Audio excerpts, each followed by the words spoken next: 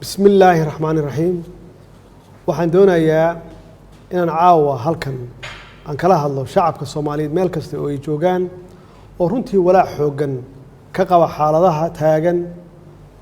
iyo mustaqbalka dalka sida aan marar badan aan u cadeynay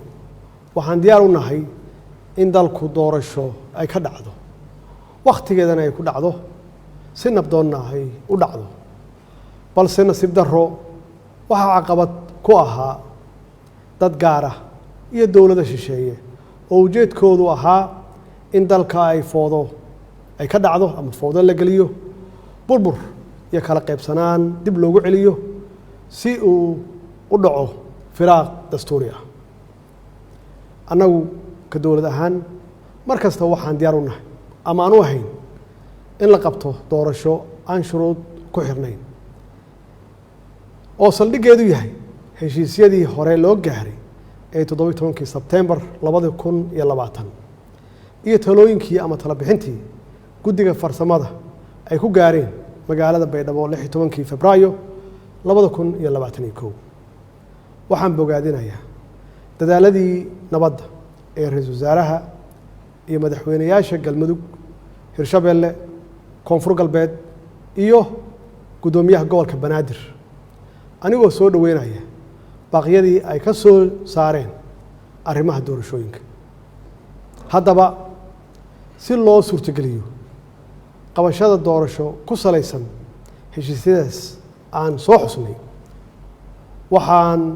ugu horeyn aan ugu baaqayaa dhammaan dhinacyada Soomaaliyeed in la joojiyo wax kasta oo dalka u horseedi kara xasilooni darro oo ay ka mid tahay siyaasadeynta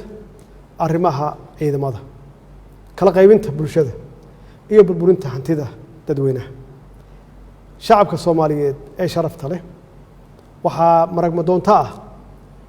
in aan mar walba ayna garab taagnaayeen walina ay na garab taagan yihiin ama ay garab taagan yihiin dowladnimada Soomaaliya waxaad muujiseen dulqaad waxaad muujiseen bisayl iyo dal jacayl waxaa markii la doortay aad u soo baxdeen ama aad ka soo baxdeen guriyihiina si aad guushaas taariikhiga ah aad u garab istaagtaan ama aad qayb uga noqotaan waxaad mudan tihiin in dawladdiinu ay sii xoojiso dareenkiina wadannimo ee aad muujiseen run ahaantii marnaba dhici mayso in shacabka Soomaaliyeed loo horseedo burbur iyo qax hor leh sidaas darteed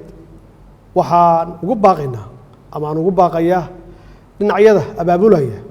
xasilooni darrada oo ay ka mid yihiin siyaasiyiin shalay xilal dalka u soo hayay maantana doonaya inay xilkaas iyo mid la mid ah ay qabtaan inay u horseedaan foodo si ay kursi ay ugu gaaraan maalmihii la soo dhaafay waxaa astaan cad ay u ahaayeen sharka iyo khayrka waxaa loo qaybsamay badbaadiye iyo barakiciye intii aanu noqon lahayn barakiciyaal waxaa aan doonaynaa inaynu noqonno badbaadiyaal danaha siyaasadda way dhammaan karaan ama way iska dhammaanayaan waxaase waaraya ciidda iyo calanka ummadda Soomaaliyeed ayagaana mudnaan kale waxyaabaha kale ee aanu isku hayno waxaan garawsanay inaan ka hortagno hagardaamo kasta oo lagu beegsanayo xasiloonideenna iyo badqabkeenna shisheeye badan ayaa maskax maal iyo muruqba ku bixinaya sidii ay u marhabaabin lahaayeen horumarka ummadda Soomaaliyeed si ay u helaan ama ay uga helaan dana u gaar ah annaguna waxaan ku dadaalnay inaan gaashaanka ku dhufanno waxaanu diidnay in dhalinyaradeenna laga dhigto xaabo la shito gacmahoodana lagu burburiyo nafta iyo hantida ummadda Soomaaliyeed shacabka Soomaaliyeed waxay caawa kala ogsoon yihiin ama kala ogaadeen cidda ka shaqeynaysa inaysan doorasho dhicin dowladnimada la burburiyo iyo cidda u hiilinaysa nabadda qaranimada iyo wadajirka ummadda Soomaaliyeed shacabka Soomaaliyeed ee sharafta leh waxay caawa ka marakacayaan ama ka marakaci doonaan dadka xukunka ku raadinaya dhiigga dhalinyarada Soomaaliyeed iyo kuwa ku qanacsan inay xukunka lagu kala wareego sanaadiiqda codbixinta walaalayaal maadaama aan ahay ilaaliyaha dastuurka ayna waajib igu tahay inaan isku dheelitiro heshiisyadii siyaasadeed ee hore loo gaaray iyo sharcigii u dambeeyey ee golaha shacabka uu meel mariyey waxaa maalinta sabtida aan hortagi doonaa golaha shacabka jamhuuriyadda federaalka Soomaaliya si dalka aan dib loogu soo celiyo